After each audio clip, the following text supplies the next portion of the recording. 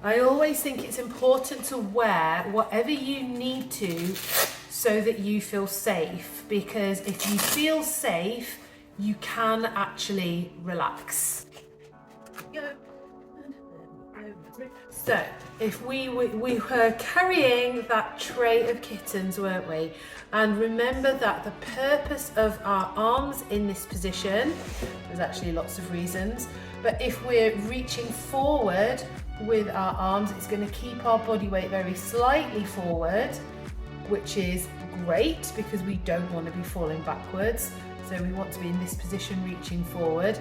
It also keeps our chest and shoulders a little bit more upright than if we're trying to reach for the floor, because eventually you will be able to save yourself by lifting your arms and bending your knees, and you actually won't fall to the floor.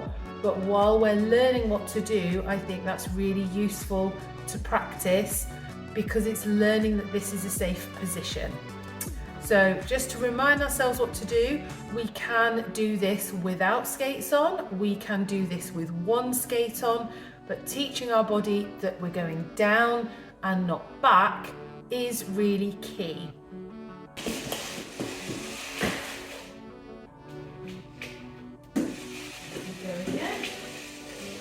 Yeah. So skate, skate, skate, and putting it down. Putting the kitten down. From side view. Skate, skate, skate.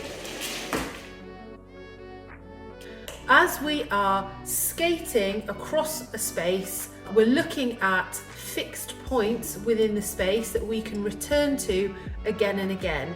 And by using the same points in the future, we know they're not changing, so therefore we know we are changing, and that's a good thing to know.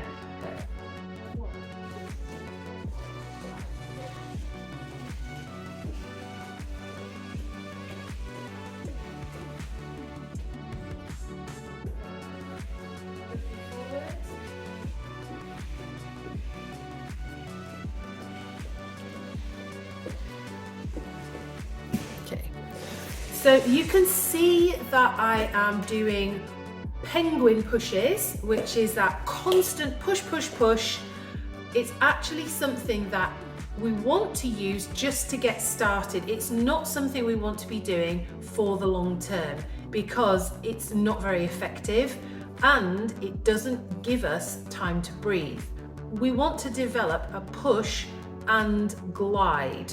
So by counting and focusing on reducing that number, it actually gives us time to roll.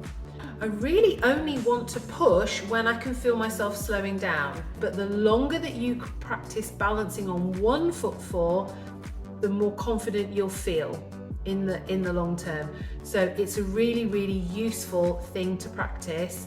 And when I'm talking about balancing on one foot, we're not waving one leg over here or over here.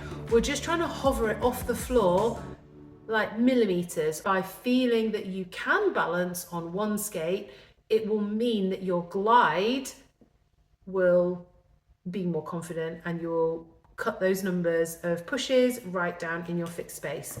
So it's definitely something that is worth working on.